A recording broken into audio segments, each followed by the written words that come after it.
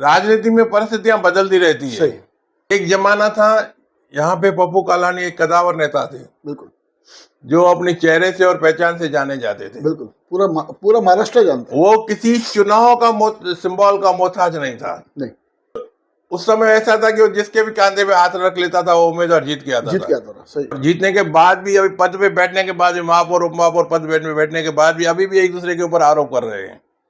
अभी भी देखो आप, ये जो है ना, ये लड़ाई आयलानी और कालानी के बीच में चल रही है अभी।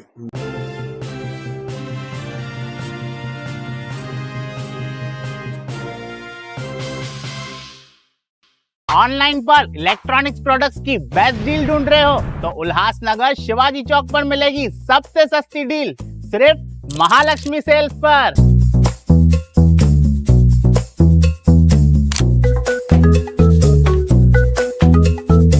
यहाँ पर अवेलेबल है प्रीमियम टीवी, वॉशिंग मशीन,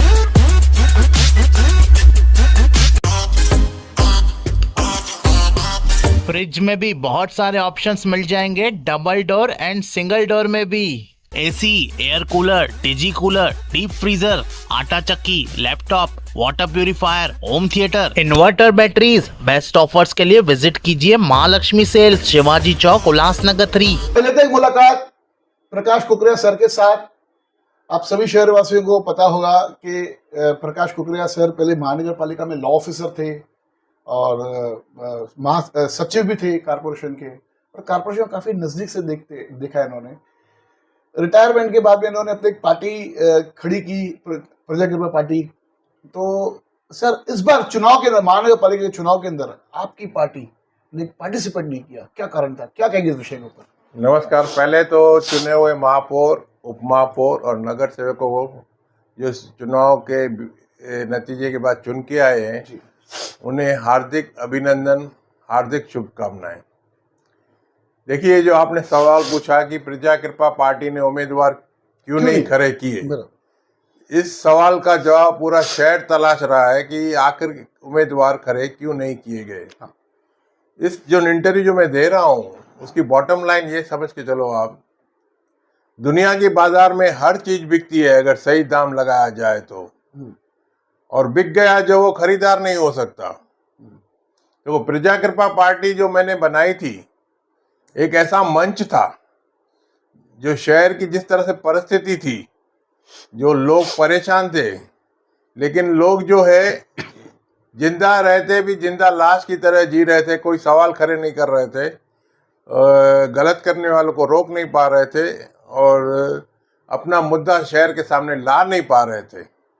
तो प्रजा कृपा मंच जो था हमारा पार्टी का, वो एक शहर में क्रांतिवीर तैयार करना चाहता था, भ्रष्टाचार के विरुद्ध संघर्ष करता उम्मीदवार तैयार करना चाहता था। तो मैंने जो माहौल बनाया रील्स के द्वारा, जो लोगों को जागृत कर दिया, घर घर में लोगों ने रील देखे, शहर की परिस्थिति देखी, तो लोगों में एक आग सी लगने लगी कि कैसे उम्मीदवार हमने पहले चुने हैं जो इस शहर को न्याय नहीं दे पा रहे, विकास नहीं कर पा रहे। तो हर घर में ये नफरत पैदा हो गई कि जो चुने हुए प्रतिनिधि है ये हमारे लिए कुछ नहीं कर सकते। तो ये एक माहौल बन गया, जिस माहौल में मैं ये तैयार करना चाहता था कि निष्ठावान क्रांतिवीर चेहरे मुझे उम्मीदवार चाहिए। तो ऐसे हालत में मुझे वो उम्मीदवार करना है जो भ्रष्टाचार को चुनौती दे सके। आपको ऐसे उम्मीदवार मिले ही नहीं? मैं बताता हूँ आपको, भ्रष्टाचार को चुनौती दे सके, शहर के विकास के मुद्दे क्या है जो अब तक 50 साल में जिन्होंने पिछले चुने हुए प्रतिनिधि ने अभ्यास भी नहीं किया और समझा भी नहीं, ऐसे मुद्दे मैंने शहर के बीच रखे। और मुझे ऐसे उम्मीदवार चाहिए थे कि भ्रष्टाचार रूपी रावण के खिलाफ विभीषण का होना जरूरी है, ऐसे विभीषण तैयार करने थे। और मुझे ये चाहिए था कि जो सत्ता और विपक्ष जो साथ साथ चल रहे हैं उनका असली चेहरा उजागर करना था। तो ऐसे 4 मुद्दे थे। तो ऐसे हालात में मुझे चुनाव में उतरना था। तो आप देखेंगे कि राजनीति में परिस्थितियां बदलती रहती है। और इस बार परिस्थिति कैसे हो गई कि छोटे छोटे दल, टीओके शिवसेना में समावेश हो गया, साई पक्ष शिवसेना के साथ गठबंधन किया। बराबर।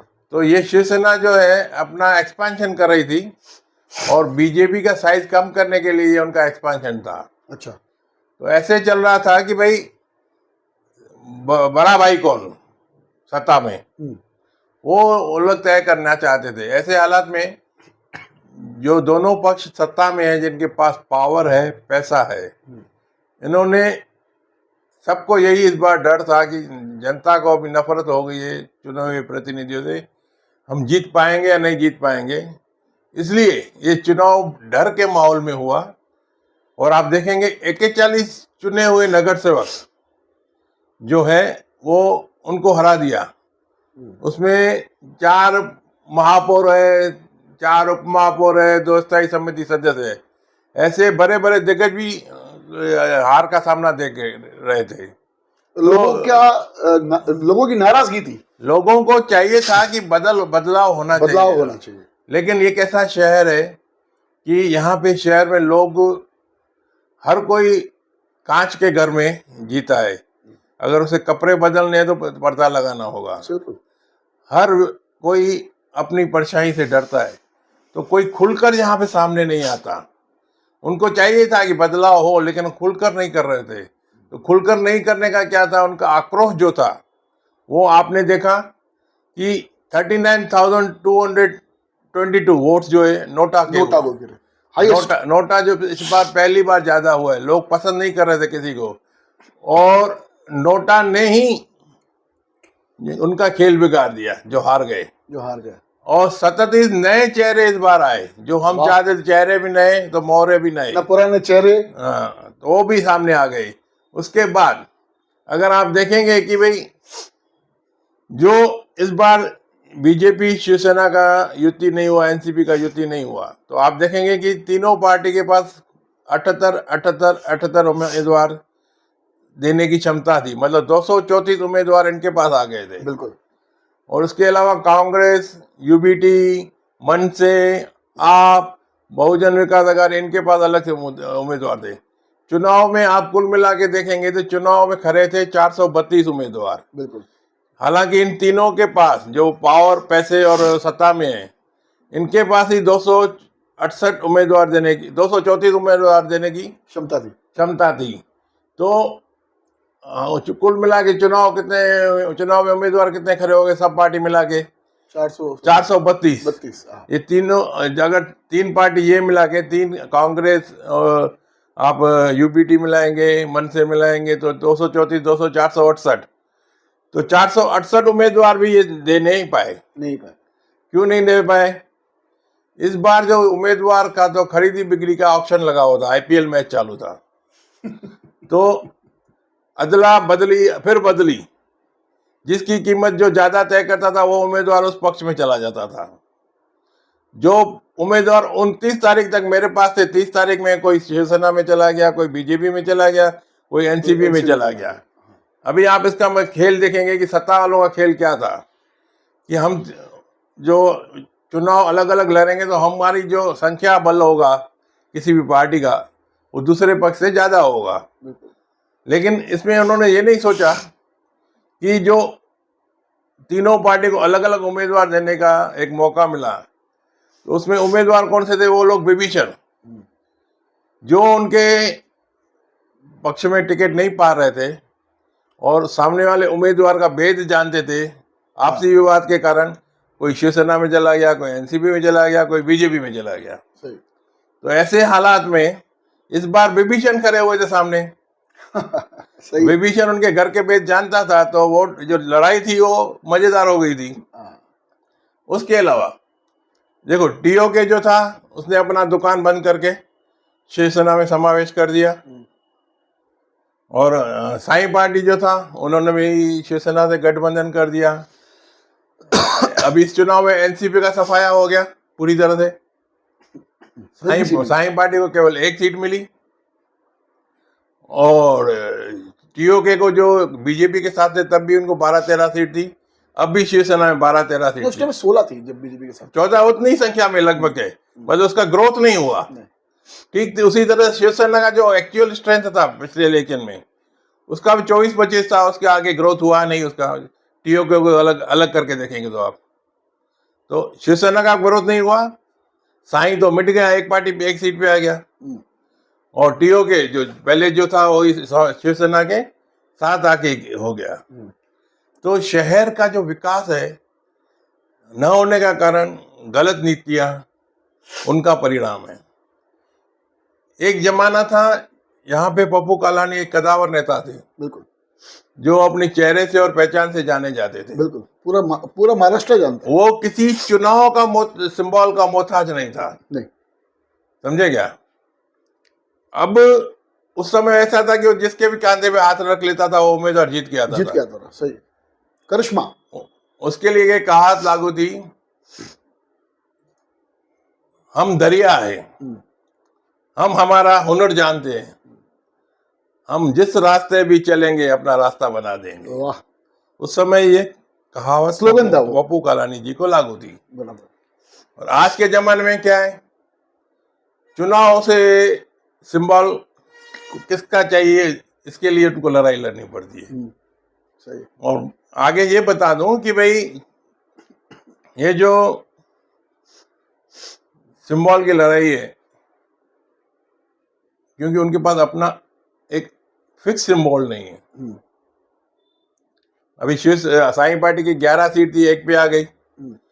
शिवसेना का ग्रोथ हुआ नहीं, बीजेपी का ग्रोथ हुआ नहीं, तो सॉरी टीओके का ग्रोथ हुआ नहीं।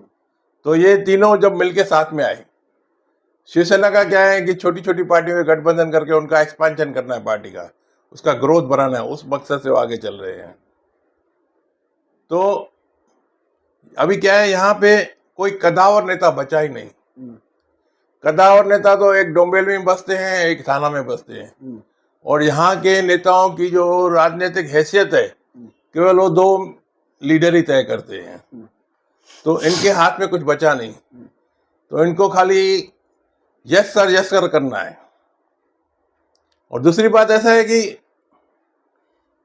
टीओके जब पहली बार बीजेपी में शामिल हुआ था 2017 में, तो वो एक दरिया था, छोटा सा पार्टी गठबंधन संगठन। तो बीजेपी के विशाल समुद्र में समावेश हो गया उसका। 17 की बात कर रहे हैं। हाँ, 17 में। तो उस समय क्या था, दरिया का पानी मीठा होता है, और समुद्र का जब समुद्र में जाने के बाद वो खारा हो जाता है। कुछ समय आपने देखा होगा कि समुद्र में उनको पानी खारा लगने लगा, तो उन्होंने ही जो जीवन ईंधन ही साईं पक्ष को छोड़ के बीजेपी में मर्ज हो गए थे, महापौर पद के लिए जिसे उम्मीदवार चुनाया था उसको हराया था। हाँ। किसने हराया था? शिवसेना और साईं पार्टी और टीओके पार्टी ने। तो जब समुद्र खारा लगने लगा तो उसको हरा दिया। हाँ। और एक टाइम ऐसा था कि जीवन ईंधनी जो 1.25 साल के बाद आशा ईंधनी जो महापौर पद नहीं छोड़ रही थी, तो 1.25 साल के बाद जब वो छोड़ना नहीं चाहती तो शिवसेना वालों ने उनके साथ क्या सलूक किया था वो पूरा शहर जानता है। बिल्कुल। तो ये इसका गठबंधन सबका जो है आपसी मकसद के स्वार्थ के लिए है। अभी जब स्वार्थ सामने हो तो विकास कैसा सिद्ध करेंगे वो? सही। देखो अभी भी देखो, आप देखेंगे बीजेपी और शिवसेना जीतने के बाद अभी उन्होंने गठबंधन कर दिया। बराबर। जब लड़ते रहे तो एक दूसरे को आईना दिखाते रहे। हाँ। आईना दिखाते रहे तो आईना दिखाते समय एक दूसरे के ऊपर आरोप करते रहे, और जीतने के बाद भी, अभी पद पे बैठने के बाद भी, महापौर उप महापौर पद में बैठने के बाद भी अभी भी एक दूसरे के ऊपर आरोप कर रहे हैं। हाँ। जो आरोप कर रहे हैं वो आरोप खाली करते रहते हैं, आगे आरोप को नतीजा या अंजाम तक लाने के लिए कभी इन्होंने ऐसे कोई कंप्लेंट नहीं की जिससे कोई चोर पकड़ा गया हो, या भ्रष्टाचार आप सिद्ध कर पाए हो। तो अभी भी इनकी जो परिस्थिति है, अगर एक पक्ष जुल्म करेगा तो दूसरा पक्ष उसे इंसाफ साबित करेगा, क्योंकि दोनों साथ साथ चल रहे हैं। हाँ। तो पहला मकसद जो था कि हमने जो कहा था कि विपक्ष और सत्ता साथ साथ में है, चुनाव के पहले भी चुनाव के बाद भी सामने आ गया। देखो दूसरा मकसद जो प्रजाकृपा पार्टी का था कि जो नए चेहरे नए मोहरे, तो 41 चेहरे आपने देखे हार गए, 37 नए चेहरे आ गए, तो वो भी प्रजा का पार्टी का मकसद था।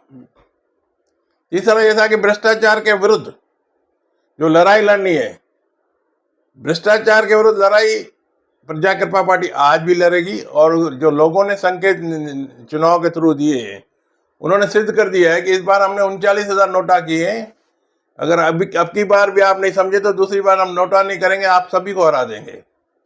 तो मतलब जो आप चुन के अभी आए वो समझ के चलो, आप सबक लेके चलो कि आप फिर से चुन के नहीं आओगे अगर विकास नहीं करोगे तो। विकास नहीं करोगे तो विकास करना बहुत आवश्यक है। अच्छा, चौथी बात जो है, जो विकास के मुद्दे मैंने जनता के सामने लाए थे, अभी आपने देखा होगा शिवसेना और बीजेपी ने दोनों ने मिलके वही मुद्दे अपने मैनिफेस्टो में ले लिए, जो 50 साल तक अब तक उनको समझ में नहीं आया था, कभी उसका अभ्यास भी नहीं किया था। अभी उन्हें लगा कि ये मुद्दे शहर के लिए जरूरत है। तो ऐसे हालात में जो हमारी बातें वो पूरे शहर के बीच में आ गई। हाँ। यहाँ पे जो लोग हैं रह रहे थे लेकिन जिंदा लाश थे। तो मेरा प्रजा कृपा पार्टी का क्या मकसद था कि हर गली में, हर मोड़ में, हर सड़क में हर लाश हाथ लहराते हुए चलनी चाहिए। सही है। हंगामा करना मेरा मकसद नहीं था। हाँ, आगाह करना आपका सब मकसद था। शहर की सूरत हर हालत में बदलनी चाहिए। हर हाल में।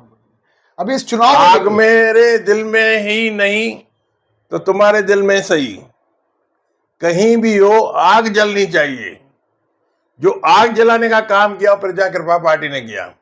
अभी आप बोलेंगे उम्मीदवार आपने क्यों नहीं खड़े किए, तो उम्मीदवारों की जो बिक्री इस बार हो रही थी, करोड़ों रुपए में उम्मीदवार तय कर रहे थे, क्योंकि इस बार सप्लाई उम्मीदवारों का डिमांड ज्यादा था, सप्लाई कम था उनके पास पार्टी वाइज। तो जितने भी उम्मीदवार थे वो अपनी कीमत तय करने के बाद अदला बदली कर रहे थे पक्ष में, और फिर बदली करते थे। जो 29 तारीख को प्रजा कृपा की तरफ से लड़ना चाहते थे वो 30 तारीख कहीं और चले गए। जो शिवसेना से लड़ना चाहते थे तो कहीं और चले गए, बीजेपी से लड़ना चाहते कहीं और चले गए, तो जो कांग्रेस में चले गए, एनसीपी में चले गए। अभी ऐसे उम्मीदवार जो खुद को बेचने के लिए तैयार हो, प्रजा कृपा के लिए वो उम्मीदवार नहीं चाहिए थे। हमें क्रांतिवीर, निष्ठावान और भ्रष्टाचार को चुनौती देने वाले उम्मीदवार चाहिए थे। जब सप्लाई भी ज्यादा हो चुका था उम्मीदवारों का, और मेरे पास जो उम्मीदवार आ रहे थे वो अपनी पूछ रहे थे मेरी कीमत क्या है, अरे तो मैं उनको बोलता था तुम तो पहले ही लायक नहीं हो, नालायक हो, फिर तेरी कीमत क्यों तय करूं मैं। क्योंकि जो कीमती जो उम्मीदवार थे उनका ऑप्शन हो चुका था आईपीएल की तरह। वो बीजेपी, शिवसेना में और एनसीपी में बाकी चले गए थे। हाँ। तो ऐसे हालात में मैं वो जो वेस्ट है वो नहीं ले सकता था। तो राजनीति में परिस्थिति बदलती रहती है। तो पी किशोर ने बिहार में जब देखा कि 10,000 महिलाओं के खाते में आया तो उनको चुनाव नहीं लड़ना चाहिए था, भले कि हालांकि वो एक्सपर्टाइज है उनको इलेक्शन में, हालांकि वो जानकार है, लेकिन उन्होंने चुनाव लड़ने का जो निर्णय लिया वो गलत था। ठीक है, अगर मैं उसी तरह मैं भी निर्णय लेता था तो मेरा निर्णय गलत होता था। जिसको हार खाने का सामने सत्ता पक्ष सामने दिखता हो, उम्मीदवार बिकते हुए दिखते हो और लोगों का गुस्सा दिखता हो, तो ऐसे हालात में उम्मीदवार वो तय करने चाहिए जो क्रांतिवीर हो, निष्ठावान हो, और जिसके दिल में आग हो, और जिसके शहर के लिए, उसके लिए एक मतलब वो भावना हो। अभी भी देखो आप, ये जो है ना, ये लड़ाई ऐलानी और कालानी के बीच में चल रही है अभी। अगर इनको अपनी ताकत दिखानी थी ना तो 5 नंबर पैनल में होना ये चाहिए था कि सीमा कालानी वर्सेस मीना ऐलानी। ओके। लेकिन दोनों ने एक दूसरे के खिलाफ उम्मीदवार नहीं किया। कालानी इनके सामने दूसरा खड़ा किया, ऐलानी के सामने दूसरा उम्मीदवार खड़ा किया। पता तब चलता था कि कौन ज्यादा शहर में अहमियत रखता है। एक दुबदू होनी चाहिए थी। एक विद्यमान आमदार है, एक 4 बार चुने हुए आमदार है, उनकी ताकत तभी पहचानी जाती थी। लेकिन ये चुनाव नहीं था, सिलेक्शन था। ये चुनाव था केवल पैसों के बल पे। सत्ता पक्ष जब पैसा और पावर साथ में हो और सत्ता हो तो अब उस हालात में एक तरफा चुनाव होता है। और जब उम्मीदवार बिक्री होने लगी और पक्षों के पास उनकी डिमांड ज़्यादा होने लगी तो सप्लाई कम था। तो सप्लाई कम होने के बाद मैं बेस्ट चुनना चाहता था। हाँ, बेस्ट। तो ऐसे हालात में तो मेरा जो फैसला था बिल्कुल सही था। और इसके बाद ये जो पता चल गया कि लोगों के दिल में अभी आग है, लोग विकास अगर इस बार नहीं कर पाए ना, तो दूसरी बार ये जो चुने हुए हैं ना बीजेपी शिवसेना, ये जो अभी साथ साथ चल रहे हैं, ये भी आपको दिखेंगे अगली बार ये चुनाव से बाहर होंगे। अभी एक दूसरे टीका टिप्पणी चालू है, महापौर को बैठते हुए मेरे को लगता है तीसरा चौथा दिन होगा। इसका परिणाम क्या होगा भविष्य में? देखो, बीजेपी शिवसेना का जो ज्योति है वो अनहोली अलायंस है, और शिवसेना में टीओके अगर साथ में है तो ये जब तक दरिया था मीठा था, पता नहीं ये कब फिर खारा समुद्र उसको लगने लगे। जब तक उनका जो मकसद है वो, उस मकसद में अगर वो कामयाब होते हैं तो ये चलता रहेगा, नहीं तो उसके बाद एक दूसरे के खिलाफ फिर उनकी लड़ाई चालू रहेगी। अभी किस मुंह से वो लोग बोलेंगे कि भाई चुनाव के समय आईना दिखा रहे तुम चोर हो, तुम चोर हो, तुम चोर हो, तुम चोरों की कंपटीशन चालू थी। हाँ। अभी तो साथ साथ में, अभी कैसा बोल पाएंगे? अभी कोई कहता है कि मैं यूडी में था, एक शिवसेना पक्ष, उनके पास एक यूडी का कब्जा था, तो मैं शहर के विकास के लिए उधर जुड़ गया हूँ। ठीक है, जुड़ गए, अच्छी बात है। अब यूडी तो आ गई उधर सत्ता में, अब विकास का मौका आपको मिला है।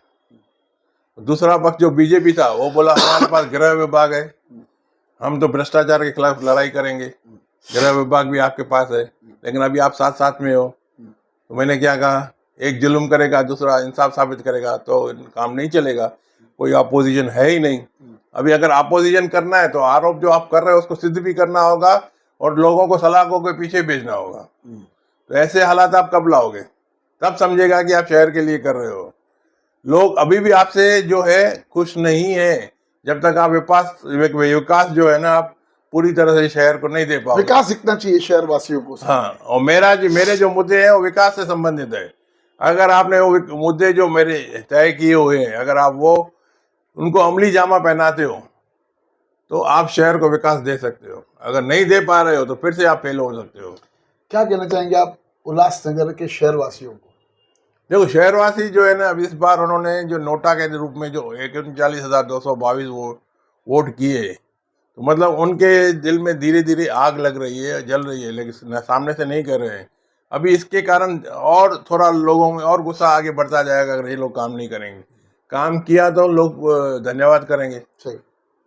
तो काम करने के लिए इनको आपको प्रूव करना पड़ेगा, बीजेपी और शिवसेना को। और अभी जो इन्होंने साथ में सत्ता अभी 3 तारीख से चालू हुई है, तो अभी से एक दूसरे के ऊपर आरोप लगाना शुरू कर दिए। मैं तो ये भी देखता हूँ श्री अमर लुंड को महापौर जो मीटिंग लगाते हैं या वगैरह लगाते हैं उसमें उसको पॉलिसी डिसीजन वाले मैटर्स में उनको बुलाते भी नहीं। अच्छा, ऐसा? हाँ, तो फिर ये कैसा है, ये आप कैसी युति है आपकी? जल्दी लेंगे भारतीय जनता पार्टी के नेताओं से भी मुलाकात, शिवसेना के नेताओं से भी मुलाकात, और पूछेंगे जिस प्रकार से आज प्रकाश कुकरेजा सर ने जो आज कहा उस पर आप लोग नेताओं का क्या कहना है। धन्यवाद। देखते रहिए फिर से न्यूज़ चैनल।